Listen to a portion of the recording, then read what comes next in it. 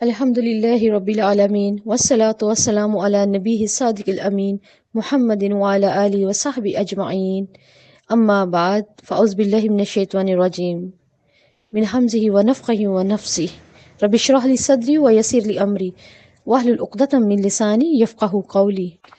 آیت نمبر 148 وَلِكُلِّ وِجْهَةٌ هُوَ مُوَلِّيهَا، ہر ایک کے لیے ایک سمت ہے جس کی طرف وہ منہ پھیرنے والا ہے۔ مولیہا، ولی پھیرنے کے لیے بھی استعمال ہوتا ہے اور ولی کے یعنی دوست اور سرپرست کے معنوں میں بھی استعمال ہوتا ہے، یہاں پھیر دینے کے لیے استعمال ہو رہا ہے۔ ہر ایک کے لیے ایک سمت ہے جس کی طرف وہ منہ پھیرتا ہے، کیا مطلب؟ ہر ایک کا ایک گول ہے زندگی کا جس کی طرف وہ پھرا ہوا ہے، جس کے ساتھ اس کی محبت ہے، اسی کی طرف اس کا خیال پلٹ پلٹ کے آتا ہے۔ بعض اوقات ہماری زندگی کے اس طرح بھی گول ہیں، آپ دیکھیں ہم جہاں کہیں بھی ہوں، جس حال میں بھی ہوں، ہماری سوچوں کا محور ادھر ہی گھومتا ہے، ہم پلٹ کے ادھر ہی جا رہے ہوتے ہیں، ہماری سوچ پلٹ کے ہمیں وہی لے کے جا رہی ہوتی ہے، ہمیں اٹھتے بیٹھتے وہی خیال آ رہے ہوتے ہیں۔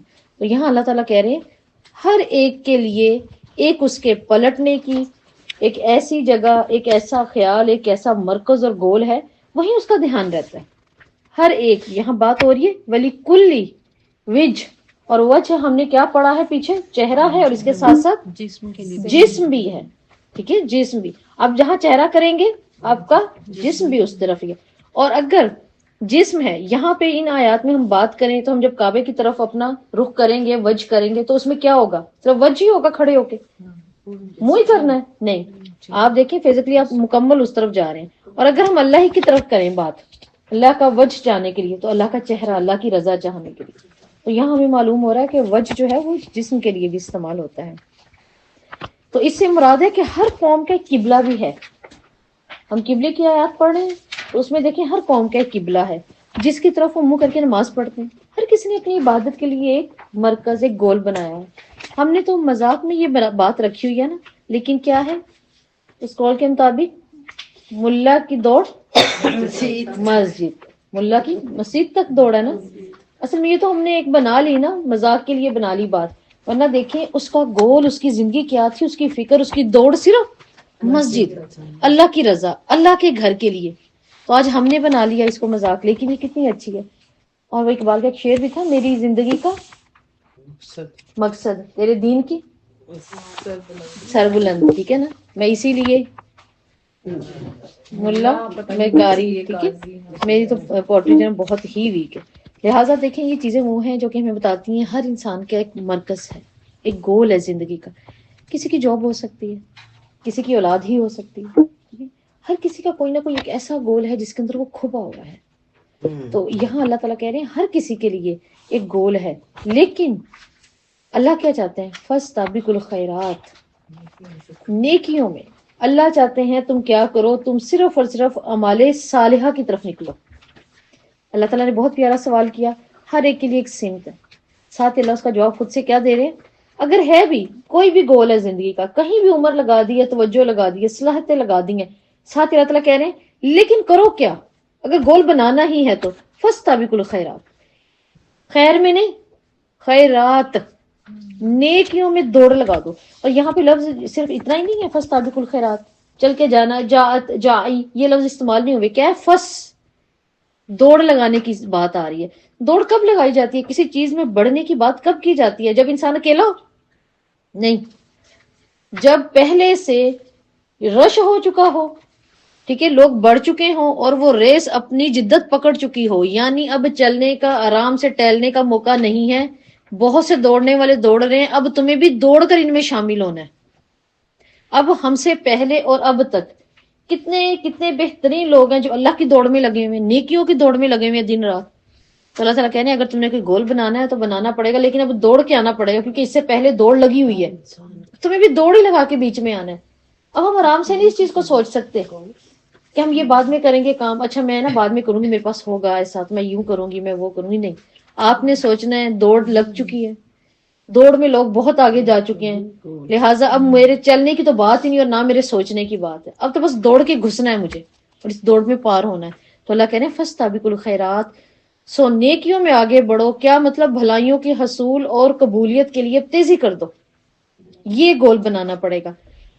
تو یہاں پر اینما تکونوا یاتی بکم اللہ جمیعا، تم جہاں کہیں بھی ہو وہ تم سب کو اکٹھا کر کے لے آئے گا. یعنی قیامت کے دن جواب دہی ہے، اللہ ہم سب کو اکٹھا کرے گا. اللہ تعالیٰ سورہ نجم میں بھی کہتے ہیں لیجزی الذین اساءوا بما عملوا ویجزی الذین احسنوا بالحسنی. میں نے کیوں جمع کرنا ہے؟ صرف اس لیے تاکہ برائیاں کی ہیں تو انہیں بدلہ دے دوں، اچھائیاں کی ہیں تو بھی ان کے ساتھ بھلائی کا بدلہ ان کو دے دوں. ان اللہ علی کل شیء قدیر، اللہ تعالیٰ ہر چیز پر قادر ہے. اللہ تعالیٰ نے دیکھیں اس آیت میں اپنے قادر ہونے کی ہمیں نا صرف تو سنائی ہے. اللہ کیا شعور دینا چاہ رہے ہیں اس میں ہمیں؟ اب اللہ تعالیٰ یہاں پہ ہمیں یہ شعور دے رہے ہیں کہ انسان جہاں بھی ہے اللہ کے پاس آئے گا. اب اپنا گول زندگی کا نبھاتے ہوئے اس کے پیچھے دوڑتے ہوئے ہمیں یہ دیکھنا ہے میرا مقصد کیا ہے، میری سمت کیا ہے جس کے پیچھے میں لگی ہوئی ہوں، میرا وقت، میری انرجی، میری جوانی، یہ سب کہاں صرف ہو رہا ہے. کیا یہ ایسا ہے کہ جب میں نے اللہ کے پاس جانا ہے، جانا تو ہے ہی، جب میں نے جانا ہے تو اس کے بارے میں مجھے جو جزا ملنی ہے وہ دونوں میں سے کوئی ایک ہے، وہ کون سی ہے؟ اب اس میں نجم کی آیت پڑھی میں چاہتا ہوں کہ میں نے ان کو کیوں اکٹھا کرنا ہے تاکہ میں انہیں بتاؤں برا بدلہ ہے تو لے لیں اس کی جزا، اور اگر کچھ اچھا کر کے آئے تو اس بھلائی کا بدلہ میں دے دوں. پوری زندگی گزارنے کے بعد اگر ہم سوچیں کہ اب وقت نہیں رہا، اب میں کیا کروں، تو اس سے پہلے اللہ تعالیٰ ہمیں بتا رہے ہیں اپنے گول کو بدل لو. اللہ تعالیٰ کے ارادے کو کوئی چیز نہیں روک سکے گی. جب وقت آئے گا، اس نے کہا میں نے بلانا ہے، میں نے سب کو جمع کرنا ہے اپنے پاس. تو دیکھیں اس آیت میں ہمارے لیے کتنی خوبصورت ایک بات ہے، کوسچن اللہ نے بہت پیارا کیا. ہر کسی کے لیے ایک کیا ہے، اس کی سمت ہے، ایک گول ہے. دیکھیں ہے نا زندگی میں سب کو پتا ہوگا اس کی کیا مصروفیت ہے، اس وقت ان کی کیا زندگی کا گول ہے. کہیں نہ کہیں مصروف ہیں ہم زندگی کے اندر، اور وہ مصروفیت ایسی ہے کہ اس نے ہمیں دنیا کے اندر ڈبو دیا ہے. دیکھیں اگر ایک پرندہ اڑے، آپ اس کا سایہ پکڑتے رہیں، وہ جہاں جہاں اڑے گا سایہ تو وہاں وہاں ہی جائے گا نا. آپ پکڑ لیں گے اس سایہ کو، وہ آپ پکڑ لیں، ہو گیا آپ کا، نہیں ہوا تو پھر پرندے کو پکڑنا ہے کہ سائے کو پکڑنا ہے؟ پرندے کو پکڑنا ہے. تو دیکھیں علماء کہا کرتے تھے پرندہ آخرت ہے اور اس کا سایہ دنیا ہے. تو آپ یہاں سے اندازہ لگائیں جس کے پیچھے ہم پاگل ہیں، جس کے لیے ہم بھاگ رہے ہیں اپنا گول بنا کے، اس کا تو سایہ بھی ہمارا نہیں ہے، اس کو لے کر بھی ہمارا نہیں ہے. تو اصل چیز تو وہ پرندہ ہے. اور آپ صلی اللہ علیہ وسلم نے مزید خوبصورتی کے ساتھ ہمیں کیا سمجھا دیا، تاکہ ہمارے اندر وہ محبت پیدا ہو، ہماری سوچ کو وسعت ملے. اور آپ نے فرمایا آخرت ایسے ہے جیسے سمندر، اور دنیا کیا ہے جیسے سمندر کا ایک قطرہ لیا. تم ایک جو قطرہ لیا نا ہم نے، چاہے ہم اپنی یہ چھوٹی انگلی ڈبو کے نکالیں جو اس پر سے بہے گا، چاہے ہم سوئی ڈبو کر نکالیں جو اس پر سے بہے گا، وہ کیا ہے؟ دنیا. آپ بتائیں اس گرنے والے قطرے کے سامنے سمندر کیا حیثیت رکھتا ہے، یا وہ قطرہ ہی اس سمندر کے سامنے کیا حیثیت رکھتا ہے؟ تو اب اپنا گول کون سا کرنا پڑے گا؟ بڑا. اپنے گول کو بڑا بنانا پڑے گا نا، ہمیں اپنی سمت بڑی کرنی پڑے گی، اپنی سوچ کو بڑا کرنا پڑے گا. ہماری سوچ کیسی ہوتی ہے؟ مثال کے طور پہ اگر ہم دعا کی قبولیت کی، جیسے ابھی میں نے آیت پڑھی کہ اللہ تعالیٰ کہتے ہیں فاستبقوا الخیرات، بھاگو نیک عمل کرنے میں، بھاگو حصول کے لیے اور قبولیت کے لیے، پھر اعمال کی قبولیت کے حصول کے لیے. پھر اس کے لیے کیا کرنا پڑے گا؟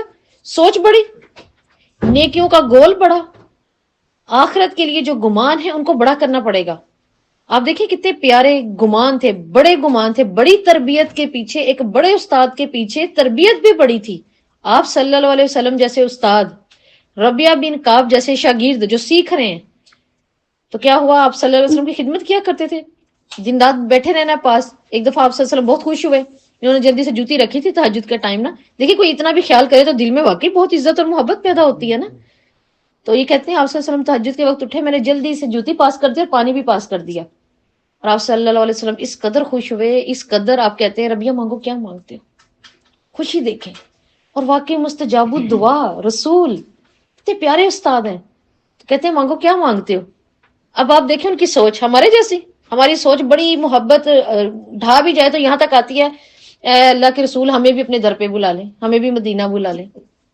بہت زیادہ آئے گی. تو اب ربیہ کی کتنی پیاری بات ہے، وہ کیا کہتے ہیں یا رسول اللہ علیہ وسلم جنت میں آپ کی رفاقت، آپ کا ساتھ چاہیے جنت میں.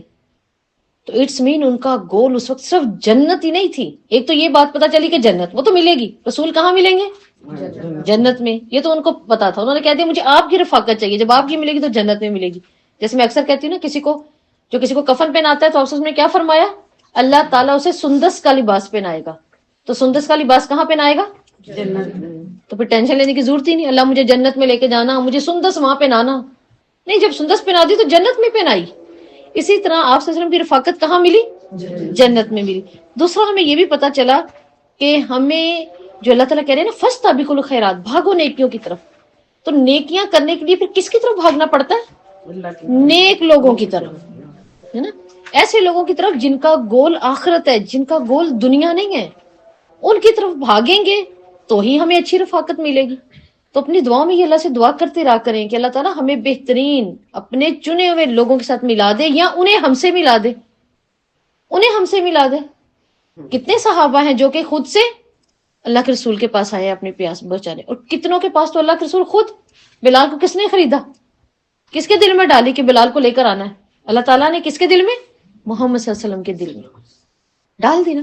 اویس کرنی رحم اللہ نے نہ آپ صلی اللہ علیہ وسلم کو دیکھا ہے نا, نہ آپ صلی اللہ علیہ وسلم نے انہیں دیکھا, لیکن محبت کیسی. آپ صلی اللہ علیہ وسلم کہہ رہے ہیں عمر جب بھی کبھی تمہیں اویس ملے تو اس سے دعا کروانا, دعا کروانا. یہ کتنے خوبصورت الفاظ ہے. عمر فاروق نے کروائی تھی عرفات کے میدان میں. عمر فاروق کے اپنے ہی دورہ خلافت میں یہ حج پر آئے تھے, کیونکہ ان کی والدہ فوت ہو گئی تھی, ان کی بڑی ایک دیرانہ خواہش تھی, وہ تب پوری ہوئی. انہوں نے کہا اب تو مصروفیت نہیں ہے, لہٰذا میں حج پہ جاؤں گا. تو عمر فاروق رضی اللہ کی بہت پیاری ایک پوری تاریخ میں ملتی ہے ہمیں ایک واقعہ کہ انہوں نے کس طرح سے ڈھونڈا ہے ان کو. پھر معلوم ہوا کہ وہ اپنے جانور لے کے عرفات میں بیٹھے ہوئے, اور پھر دعا کروائی اپنے لیے. تو یہ دیکھیں, یہ سارے گولز ہمیں کب ملیں گے؟ جب ہماری سوچ بھی بڑی ہوگی. آخرت بڑی ہے, اپنی سوچ بھی بڑی کرنی پڑے گی کہ مجھے آپ کے ساتھ رفاقت چاہیے. کتنی پیاری انہوں نے بات کی. اور آپ صلی اللہ علیہ وسلم نے کہہ دیا ٹھیک ہے جنت میں تمہارے ساتھ رفاقت ہے, لیکن ساتھ میں ایک اور بات بھی کہی کہ یہ نہیں کہ تم خوش ہو جاؤ کہ بس تم تو جنت میں چلے گئے, اللہ کے رسول نے تمہیں ایک بات کہہ دی. نہیں, ساتھ ہی کیا کہا کثرت سجود سے مدد کرنا. ربی اب کثرت سجود کرتے رہنا. یہ نہیں کہ میں جنتی ہو گیا, رفاقت تو مل گئی, اب تمہیں اس کے باوجود بھی کیا کرنا ہے؟ سجدے, کثرت سے نوافل, اپنے فرائض کی ادائیگی, اپنے نوافل کی ادائیگی, ان چیزوں کو نہیں چھوڑنا تاکہ میرے لیے آسانی ہو تمہاری سفارش کرنے میں. یہ چیز بھی ہمارے سامنے آئی. تو دوسرا ہمیں دیکھیں اس آیت سے ایک اور چیز معلوم ہو رہی ہے کہ ہمیں اپنا ایک مقصد بنانا پڑے گا. مقصد کیا ہمیں بنانا پڑے گا؟ تاکہ ہمیں پتا چلے کہ ہماری ٹاپ لسٹ پریورٹی کیا ہے. یہ آج جا کے نا گھر سوچنا ہے آپ نے, یہ آپ کا ہوم ورک ہے, لکھیں اس کو, اپنے ہوم ورک کو. ہمارا گول کیا ہونا چاہیے؟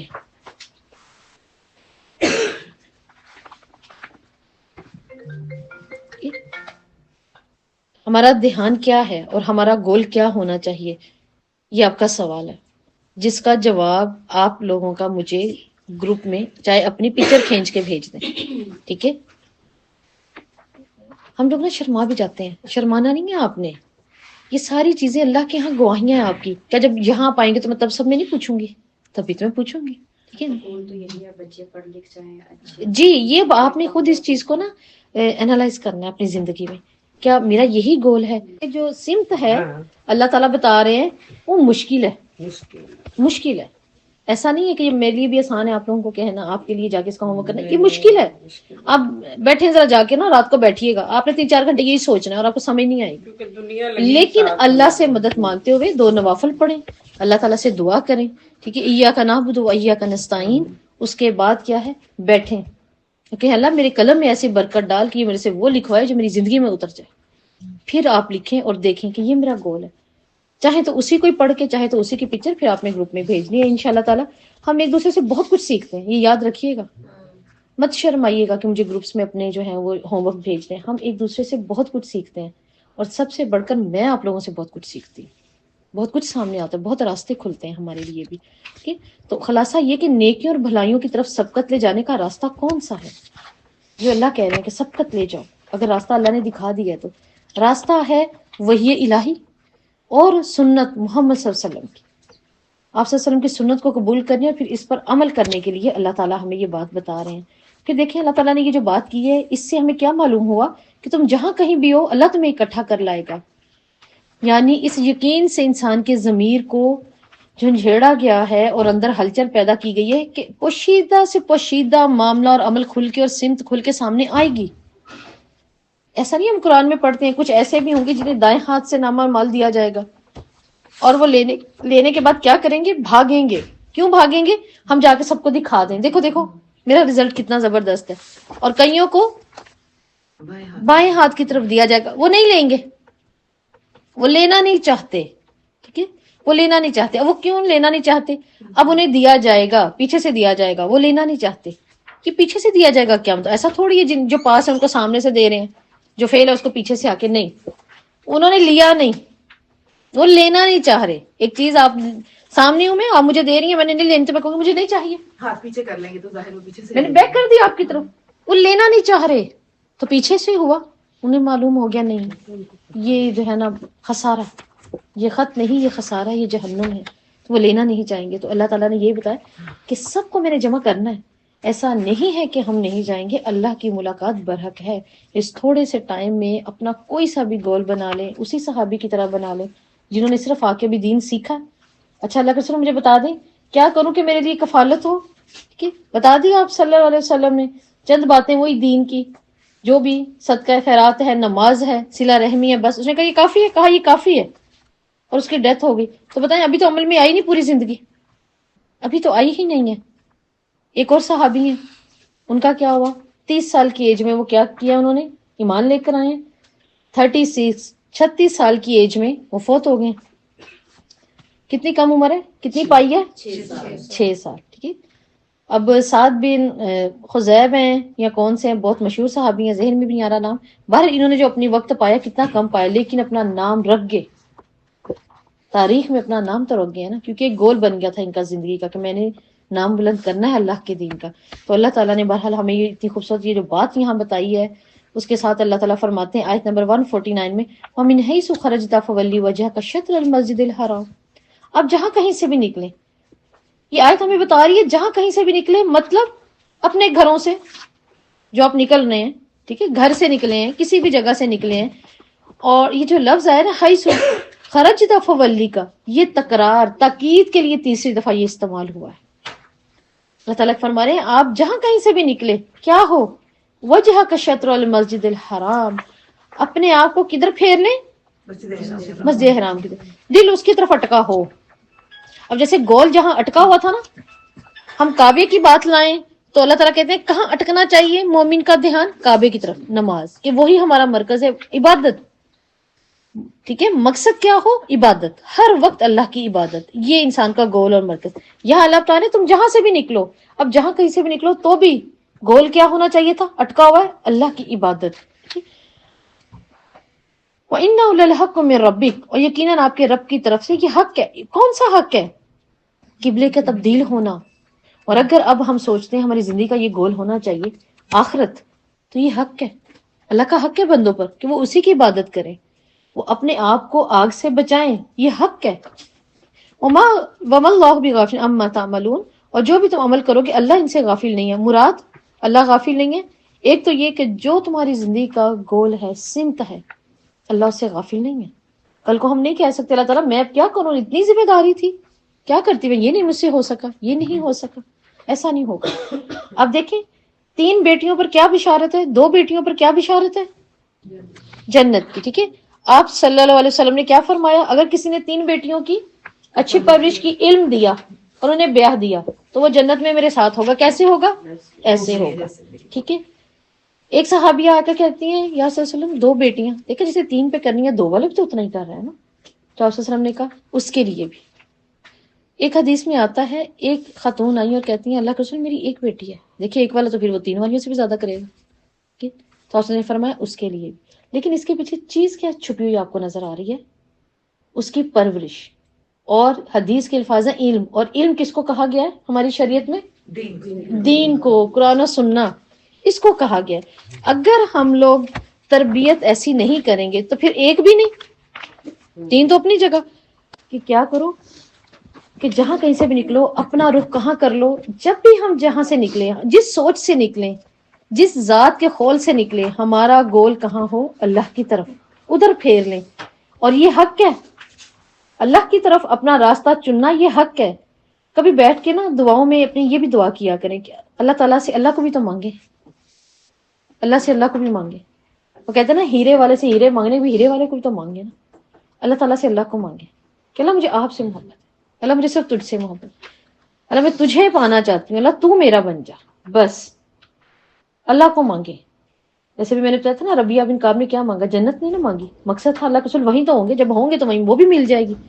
بلال رضی اللہ کو کہا تھا نا آپ صلی اللہ علیہ وسلم نے جب سب کو بشارتیں دے رہے تھے خوشیوں کی، یہ بھی ہے جنت میں تمہارے لیے، یہ بھی ہے، یہ بھی ہے، حوریں بھی ہیں. تو بلال کی طرف دیکھے کہتے ہیں آپ کو نہیں خوشی اس چیز کی؟ کہتے ہیں حوروں کی کس کو پڑی ہے اللہ کے رسول، میں نے تو اس کو دیکھنا ہے جس کی خاطر میں نے جان دے کے جانی ہے، مجھے تو اس کو دیکھنا ہے. تو دیکھیے اپنی زندگی کا ایک گول بنائے، اللہ تعالیٰ میں یہ سب کچھ کر رہی ہوں کیوں؟ مجھے تجھے دیکھنا ہے، مجھے تو تجھے دیکھنا ہے. اور اللہ کا دیدار کہاں ہے یہ بھی ہمیں پتا ہے، اللہ کہاں ملے گا یہ بھی ہمیں پتا ہے. لیکن اللہ سے اللہ کو مانگا کریں، اللہ کو مانگے. آپ کو جس سے سب سے زیادہ محبت ہے نا آپ اس کو مانگا کریں. دیکھیں کبھی ایسا نہیں ہوتا ایک مرد کو ہم نے ATM مشین بنا دیا ہوتا ہے، ہم کیا کرتے ہیں یہ بھی لا دیں، یہ بھی لا دیں، یہ بھی لا دیں، یہ بھی ہو گیا، یہ بھی ہو گیا، یہ بھی ہو گیا. ایک ٹائم آتا ہے پھر کیا ہوتا ہے، اس کو لگتا ہے بس میں اسی کام کے لیے ہوں، اور باقی پھر اس کے لیے گھر والوں کے لیے وہ بات نہیں رہتی. اسی طرح جب کسی عورت کو رسپیکٹ نہیں دی جا رہی ہوتی، وہ اتنا کچھ کر رہی ہے گھر میں، بچوں کے لیے، اس کی ذات کے لیے سب کچھ، لیکن اس کو اپریشیٹ نہیں کیا جا رہا ہوتا، تو اب وہ صرف ایک کام کرنے والی مشین ہے، اس کے دل میں بھی کچھ نہیں رہتا، اس کے دل میں بھی کچھ نہیں رہتا. اسی طرح مرد کے لیے بھی، اسے بھی ہوتا ہے میں ATM مشین ہوں کیا. اور اگر صرف اتنا بیٹھ کے ہم اپنے شوہروں سے کہہ دینا کہ مجھے یہ سب کچھ نہیں، مجھے صرف آپ چاہیے، تو آپ بتائیں نا وہ تو ملنا ہی ملنا ہے آپ کو، نکاح کیا اس نے، وہ تو آپ کو دینا ہی دینا تھا اس نے. لیکن اس کے ساتھ کیا ہے، اب آپ کو اس کی ذات بھی ملی، اب اس کی ذات بھی مل گئی. اسی طرح جب ہم بیویوں کو اپنے بیٹوں کو کہیں کہ کرتے ہو اپنی بیویوں کی تعریف کیا کرو، میرے سامنے کہا کرو، ٹھیک ہے، کرتے ہو اکیلے میں پرورش ان کی ایسی اگر ہم کر دیں تو دیکھیں جب وہ بھی کریں گے تو کیا وہ اپنے آپ کو مشین سمجھے گی؟ نہیں، کبھی نہیں سمجھے گی. پھر وہ محبت کرے گی صحیح معنوں میں. ایک دفعہ اسی طرح ایک عالم ہے، وہ اپنی تربیت کرتے ہوئے ایک اسٹوڈنٹ کی اس کو کہتے ہیں گھر جا کے نا آج اپنے پیار سے نا اپنی بیگم کو نا ہاتھ رکھنا ہے کندھے پہ، اور انہیں کہنا ہے کہ آپ نے میرے لیے بہت کچھ کیا، بہت اچھا ہو. وہ کہتے ہیں ٹھیک ہے. انہوں نے اگلے دن آ کے کیا بتایا، وہ کہتے ہیں میرے کندھے پہ ہاتھ رکھا، وہ ڈر کے ایک دم پیچھے مڑ کہتی ہے ہائی اللہ خیر ہو، اب ابا جی کو تو نہیں کچھ ہوا؟ اب آپ کہ اللہ کہہ رہے میں اس سے غافل نہیں ہوگا جو تم کرو گے. وَمِنْ حَيْثُ خَرَجْتَ فَوَلِّ وَجْهَكَ شَطْرَ الْمَسْجِدِ الْحَرَامِ. دیکھیں پھر تکرار کے ساتھ بات آ گئی. اللہ تعالیٰ کہہ رہے جہاں کہیں سے نکلے سو اپنا چہرہ کر لے. بار بار اللہ بتا رہے ہیں گول سیٹ کر لو، جہاں کہیں بھی ہو، جیسے بھی ہو، تمہارا رخ اسی سمت کی طرف، اسی گول کی طرف. اب وہ چاہے اللہ کی یاد ہے، اللہ کے لیے آپ کی دوڑ ہے، ٹھیک ہے، مخلوق کے لیے دوڑ ہے کہ میں نے اللہ کو پانا ہے، مخلوق کے ذریعے پانا ہے، مخلوق کے ساتھ بھلائی ہے. اپنے اس شطرح کو سامنے رکھیں کہ اللہ یکون للناس علیکم حجہ، تاکہ لوگوں کی کیا رہے، تمہارے اوپر کوئی حجت نہ رہے. حجت کیوں نہ رہے لوگوں کی؟ یہاں پر اگر ہم آیت کے کانٹیکسٹ میں دیکھیں تو دیکھیں بات آ رہی ہے اہل کتاب کی، کیونکہ وہ کہیں یہ نہ کہیں کہ ہماری کتاب اور قبلہ، اس میں تو لکھا ہوا ہے کہ آخری رسول کا قبلہ کعبہ ہے، جبکہ ابھی تک ان کا کعبہ نہیں بدلا، تو ان کی حجت نہ رہ جائے، تو تم تو آخری نبی ہو ہی نہیں. تو اللہ کہہ رہے تاکہ کسی کی حجت نہ رہے. اور اگر ہم اپنی زندگی کے گول کو بھی سیٹ کرتے ہیں تو لوگوں کو اعتراض کیوں دینا ہے؟ مسلمان ہو تمہیں تھا پتا، تم تو مسلمان ہو، تم نے یہ نہیں کیا. لوگوں کا اعتراض نہیں ہونا چاہیے، حجت نہ ہو کہ کیسے مسلمان ہو. یہ صفت پوری نہ ہوتی تو پھر یہود آپ صلی اللہ علیہ وسلم کو بھی کہتے، اور آج بھی یہ صفت مکمل نہ ہوئی تو وہ کہیں گے یہ تو ہمارے ہی تو مشابہ ہے، ہمارے جیسے ہی تو ہیں. الا الذین ظلموا منہم، جنہوں نے ظلم کیا. یہاں پر ظلم سے کون مراد ہے؟ مشرکین عرب. آیت میں مشرک نبی پر یہ اعتراض کرتے تھے کہ یہ دعویٰ کرتے ہو کہ ہم دین ابراہیم پر ہیں مگر قبلہ تو چھوڑے ہوئے ہو، قبلہ تو تم نے چھوڑا ہوا ہے. تو ان کی دلیل باطل ہو گئی، پھر وہ بھی کعبے کی طرف آ گئے. تو دیکھیں اللہ تعالیٰ ہمیں بتا رہے ہیں فلا تخشوا واخشونی، جب زندگی کا گول بدلے گا، زندگی کی تم نے سمت بدلنی ہے اپنے رب کی طرف، تو پھر کیا کرنا ہے؟ فلا تخشوہم، پھر لوگوں سے نہیں ڈرنا. اور ہم یہ پڑھ کے آ چکے ہیں سیقول السفہاء من الناس، ہے نا، کہیں گے لوگوں میں سے یہ کیا ہو گیا ان کو، بیوقوف اعتراض کریں گے، لیکن ان کے اعتراض سے نہیں ڈرنا، ملامت کرنے والے کی ملامت سے نہیں ڈرنا. دیکھیں لوگوں کو ہر طرح کا اعتراض ہوتا ہے زندگی میں. دیکھیں کوئی ایسی بات نہیں گزری ہوئی ہوگی ہم میں جو جن لوگوں کے ابھی جنہوں نے زندگی کو آگے تک گزار لیا نئے رشتوں کے ساتھ، کون سی ایسی جگہ جہاں اعتراض نہیں ہوتا. آپ اچھے سے اچھا دنیا میں لوگوں کو خوش کر دیں خوشی کے موقع پر تو بھی کوئی اعتراض رہ جائے گا. غم کے موقع پر تو بھی اعتراض رہ جائے گا. جیسے مجھے ایک چیز کا نا وہ ایک تجربہ میرے سامنے سے گزرا کہ میری ایک بتایا تھا اسٹوڈنٹ نے بتایا کہ صرف 4 لاکھ بلکہ اس سے بھی بڑھ کر کچھ لگ گئے پیسے, 4,80,000 کچھ اس طرح. کس پر؟ وہ جو ابو کی ایک دن کی برسی کی تھی, اور جاتے ہوئے لوگوں نے کیا, چاہے ہنسی میں بات کیا کی, بابا جی کا ولیمہ بہت اچھا تھا. اعتراض دیکھیں لوگ تو کہیں نہ کہیں اعتراض کریں گے, ہر جگہ ہوگا. آپ کسی قرآن کی جگہ کو لے کے بیٹھ جائیں اعتراض ہوگا, آپ نہیں کچھ کریں گے تو بھی اعتراض ہے. 4 لوگوں کو جمع کر کے آپ اچھی بات بتانا شروع کر دیں, اس پر بھی کوئی اعتراض گھڑ دے گا. اچھا وہاں بھی شروع ہو گئی, وہاں بھی ہو گئی ہے نا, اعتراض ہے نا. اب وہاں بھاگنا شروع کر دیا, اب نے اس نے کب سے پردہ شروع کر دیا ہے. اب یہ جب دیکھو قرآن کے لیے مجھے یاد کرنا ہے تو نہیں, اعتراض تو ہوں گے, لیکن اللہ کہہ رہے ہیں ان سے نہیں ڈرنا, کہ ظلم نہیں کرنا, اپنے گول کو اللہ کی حدود میں رکھتے ہوئے, اللہ کو پسند کرتے ہوئے کیا کرنا ہے اپنے گول کو. تو اس آیت سے ہمیں کیا معلوم ہو رہا ہے, اللہ تعالیٰ کہہ رہے ہیں لوگوں سے نہیں ڈرو, مجھ سے ڈرو, میرے سوا کسی کی پرواہ نہیں کرنی. یہ اللہ ہی کی شان ہے, صرف اللہ سے ڈرا جائے. اگر اللہ تعالیٰ کہہ رہے ہیں تو اس کا مطلب اللہ ہی کی شان ہے, صرف اللہ سے ڈرا جائے, لوگوں سے نہیں. تو ہمیں معلوم کیا ہو رہا ہے اس آیت کے اندر, دیکھیں اللہ تعالیٰ کہہ رہے ہیں انسانوں کا ڈر انسان کو کیا دیتا ہے. انسانوں کا ڈر دیکھیں بے چینی, اضطراب, ٹھیک ہے, برائی کے کاموں سے روک دیتا ہے. یہ بھی ہوتا ہے بعض اوقات. پھر ہمیں ایک اور بات معلوم ہو رہی ہے, اللہ تعالیٰ کا خوف انسان کو کیا دیتا ہے, سکون دیتا ہے, برائیوں سے دور کرتا ہے, ہمیں نجات دیتا ہے, اللہ کی رضا اور مغفرت کی طرف لے جاتا ہے. اور کیا معلوم ہو رہا ہے, اللہ تعالیٰ سے خوف رکھنا کس چیز کی ضمانت ہے, اللہ تعالیٰ سے خوف رکھنا اس بات کی ضمانت ہے کہ ہر دوسرے خوف سے بے نیاز کر دیا جاتا ہے انسان, صرف اللہ سے ڈرنے والا. حضرت علی کا کتنا پیارا قول ہے نا, وہ کہتے ہیں جب انسان کسی سے ڈرنے لگتا ہے تو اس سے دور بھاگتا ہے, لیکن جب اللہ سے ڈرتا ہے تو اس کے قریب آ جاتا ہے. تو اللہ تعالیٰ کا خوف کیسے پیدا ہو سکتا ہے, معلوم ہوا اس آیت سے, جیسے آپ صلی اللہ علیہ وسلم کی سیرت میں دیکھیں کہ ہمیں معلوم چلتا ہے غور و فکر سے اللہ کا خوف آتا ہے, غور و فکر سے اللہ کا خوف آتا ہے. موت کے معاملات اور آخرت کے حالات پر تذکرہ کرنے سے بھی اللہ کا خوف آتا ہے. اللہ تعالیٰ کی کائنات میں اپنی حیثیت کو دیکھنے سے ہمیں کیا خوف پیدا ہوتا ہے, ٹھیک ہے. اور کیا, والی اتم نعمتی علیکم, اللہ تعالیٰ کہہ رہے ہیں تاکہ میں تم پر اپنی نعمت پوری کروں. لوگوں سے مت ڈرو, اپنی آخرت کا گول سیٹ کرو, اپنی سمت بدل لو اپنے رب کی رضا اور اس کی رضات کے لیے. پھر میں کیا کروں گا, تم پر اپنی نعمت پوری کر دوں گا. یہاں تو ہے اللہ نے قبلے کو نعمت پوری کر دیا, نعمت دے دی, قبلہ دے دیا, ایک رخ دے دیا, لہٰذا وہ ہمیں ایک نعمت ملی.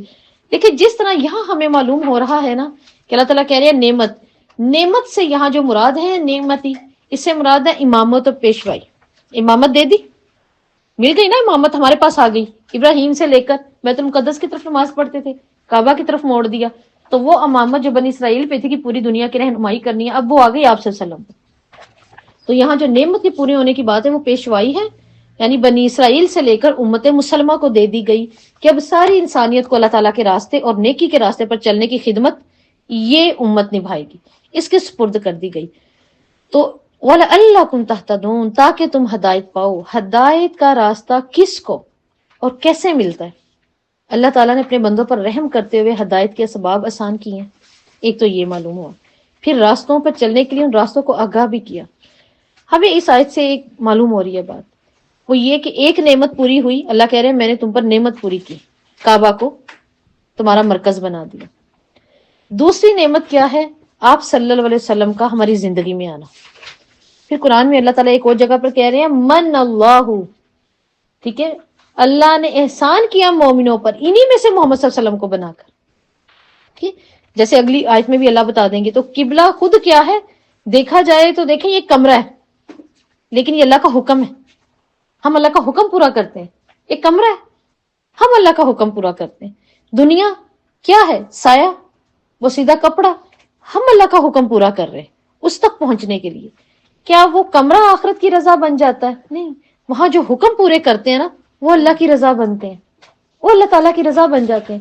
کہ جب جا کے انسان وہاں پر رکن یمانی اور حجر اسود کے درمیان اپنا چہرہ رخسار لگا کے روتا ہے, دعائیں قبول ہوتی ہیں, تو کس لیے, کیا اس دیوار کو لگانے سے؟ نہیں, وہ حکم پورا کرنے سے جو اللہ رب العزت کے ہمیں آپ صلی اللہ علیہ وسلم کے ذریعے پہنچا دیا. وہ کیا تھا کہ یہ وہ جگہ جہاں تم جو دعا کرتے ہو رو کر اللہ قبول کرتا ہے. قبول تو اللہ کر رہے ہیں, دیوار کو لگنے سے تو ہمارا کوئی نہیں ہے نا مقصد, اللہ کا حکم پورا ہو رہا ہے. تو یہاں دیکھیں ہمیں ایک اور چیز اس کے اندر جو خلاصہ پتا چل رہا ہے وہ یہ ہے کہ تحویل قبلہ کا پہلا مقصد یہ ہے کہ دین مکمل ہو جائے, نعمت پوری. اس جواب کو آپ لکھ لیں, پہلا کیا ہے, دین مکمل ہوا. دوسرا مقصد لعلکم تہتدون, تم ہدایت پا جاؤ. ٹھیک ہے, تو یہ دو مقصد. 151 جیسا کہ ہم نے تمہارے درمیان ایک رسول بھیجا, تم پر اپنی آیات کو, وہ ہماری آیات کو تلاوت کرتا ہے اور کیا کرتا ہے, تعلیم دیتا ہے, حکمت سکھاتا ہے. ٹھیک ہے, تو یہ آیت ہم پہلے بھی کر چکے ہیں. ٹھیک ہے, وَيُعَلِّمُكُم مَا لَمْ تَكُونُوا تَعْلَمُونَ, اور تمہیں وہ کچھ سکھاتا ہے تو جو تم نہیں جانتے. تو اس آیت سے بھی دیکھیں ہمیں معلوم ہو رہا ہے رسول منکم, تم نے ایک رسول بھیجا, یعنی محمد صلی اللہ علیہ وسلم بھیجا. اور محمد صلی اللہ علیہ وسلم کو بھیجا کس مقصد کے لیے بھیجا؟ مقصد اس کے اندر نظر آ رہا ہے. کیا ہم نے ان سے رزق لینا ہے؟ ہم نے ان کو حاضر ناظر کر کے اپنے پاس بلانا ہے؟ کیا کام تھا؟ تم پر آیات کی تلاوت کرے اور کیا کرے, تمہیں پاک کرے. کس چیز سے؟ شرک سے, گناہوں سے, جہلیت سے, بری رسموں سے, ریاکاری سے, جھوٹ سے, خیانت سے, تکبر سے, قطع رحمی سے, بغض سے. ان چیزوں سے پاک کرے رسول. اس لیے رسول آئے ہیں کہ پاک کرنے کے لیے. اور تمہیں کیا کرے, سکھائے کتاب یعنی قرآن, اندھیروں سے نکال کر روشنی کی طرف لائے. اندھیرے کیا ہیں؟ اندھیرے شرک, جہالت, برے گمان اللہ اور اس کی مخلوق کے لیے. اور تمہیں وہ سکھائے جو تم نہیں جانتے. حکمت بھی سکھائی, کیا تمہیں کب کرنا ہے, کیا کرنا ہے, کیسے کرنا ہے. ہم بعض اوقات ایسے کام کر جاتے ہیں, ہم بعد میں کہتے ہیں بس میرے سے نہیں برداشت ہوا, نہیں میری عادت ہے, میں تو کر دیتی ہوں, میں تو بتا دیتی ہوں. نہیں, حکمت رکھیں, کریں, حکمت سے کریں. اور حکمت اس سے زیادہ کیا ہو سکتی ہے کہ دیکھیں عرب پہلے امی تھے, کچھ نہیں جانتے تھے. آپ صلی اللہ علیہ وسلم نے ان کو سب کچھ سکھایا. حتیٰ کہ آپ صلی اللہ علیہ وسلم کی وفات پر ابو ذر رضی اللہ نے کیا کہا, وہ کہتے ہیں کہ آپ صلی اللہ علیہ وسلم نے ہمیں تمام کی تمام حکمت اور علم سکھا دیا, حتیٰ کہ یہاں تک بھی بتا دیا کہ اڑنے والا پرندہ کیوں اڑتا ہے, کیسے اڑتا ہے, کتنا علم دے دیا. ابھی دوسرے ملک میں نہیں پڑھ کے آئے, جب یہ اپنے پر سکیڑتے ہیں اور کھولتے ہیں کس کے حکم سے ہے. ضرورت ایک تار پلٹ جائے نا اوپر اڑنے والوں کی تو کہاں سے کہاں آ کے گرتی. اور یہ اتنی, اب تو یہ موسم آ گیا نا جو انہوں نے سفر کر کے آنے, ایک ملک سے دوسرے ملک کے سفر ان کے سٹارٹ ہو جاتے ہیں. اور کیسی انرجی, 6 ماہ تک یہ اتنا کھاتے ہیں, اتنی چربی بڑھاتے ہیں کہ بیٹھتے ہیں, زیادہ بیٹھتے ہیں, چربی بڑھا لیتے ہیں. ان کو اتنی سینس ہے چھوٹی سی چیز کے اندر کہ اب یہ چربی کہاں استعمال ہونی ہے, جب لمبی اڑان اڑنی ہے اور کس قدر سپیڈ کے ساتھ اڑنی ہے, اور ایک ملک سے دوسرے ملک پہنچنا. ویوز آنا شروع ہو جاتی ہیں کہ اب موسم چینج ہو رہا ہے. کتنی اللہ نے ان کے اندر ڈال دی حکمتیں. اور کس کو کھانا, کوئی بھی آگے گوشت پہ منہ نہیں مارے گا, دانا ہی اٹھائے گا. شہد کی مکھی کبھی بھی گوشت نہیں کھائے گی, وہ پھولوں کے پاس ہی جائے گی. ہر کسی کو پتا اپنا دائرہ کیا ہے, ہمارا گول زندگی کا کیا ہے. تو یہاں پر کیا کہ آپ صلی اللہ علیہ وسلم نے کیا کیا, تمہیں وہ کچھ سکھا دیا جو تم نہیں جانتے تھے. کیا ہدایت کی خبریں بھی دیں, غیب کی خبریں بھی دیں, انبیاء کے واقعات سنائے. کیا ہم تھے آدم سے لے کر عیسیٰ تک کے دور میں؟ نہیں تھے نا. سب کچھ ہمیں معلوم ہے, سب کچھ معلوم ہے, سب کی باتیں معلوم ہے, سب کے بچوں کے بارے میں معلوم ہے. انہوں نے اپنے بچوں سے کیا باتیں کی ہمیں یہ بھی معلوم ہے. سب خبریں دیں, دنیا کے معاملات سکھا دیے. آپ صلی اللہ علیہ وسلم نے انسانوں کو دماغ استعمال کرنا سکھایا, دماغ استعمال کرنا سکھایا. تو یہ قرآن ہمیں کیا سکھاتا ہے کہ دماغ کا استعمال کیسے کرنا. یہ تھی رسول کی ڈیوٹی کہ یہ کچھ سکھانا ہے. امین تھے. امین کیسے تھے؟ آپ صلی اللہ علیہ وسلم کے پاس قرآن کہاں سے آیا؟ اللہ تعالیٰ نے جبرائیل کو دیا, جبرائیل نیچے لے کر آئے. جبرائیل کا ایک نام کیا ہے؟ جبرائیل امین, امانت کے ساتھ لے کر آئے, پوری امانت سے لے کر آئے, آپ صلی اللہ علیہ وسلم کو دیا. آپ صلی اللہ علیہ وسلم کا کیا نام تھا؟ صادق الامین. آپ صلی اللہ علیہ وسلم نے مکمل امین بن کر ہم تک پہنچا دیا. اب جب ہم تک آ گیا تو ہم نے کیا کرنا, اب اس کو امین بن کے اس کو امانت سے آگے پہنچانا پڑے. امانت سے, اپنی خواہش کے مطابق نہیں, کوئی بات چھپاتے ہوئے نہیں, امین بن کر. کم بتائیں لیکن امین بن کر. اور جو سیکھ رہے ہیں وہ کیا کریں گے؟ امین بن کر سیکھیں گے. اگر استاد نے کہہ دیا یہ سبق یاد کرنا ہے تو وہ کرنا ہے. گروپ میں یہ بات بھیجنی ہے, ٹائم سے آنا ہے تو آنا ہے. دیکھیں آپ امین ہو گئے نا. ان چیزوں کا بھی ہمیں دھیان رکھنا ہے. ربنا تقبل منا وآخر دعوانا الحمد لله رب العالمين.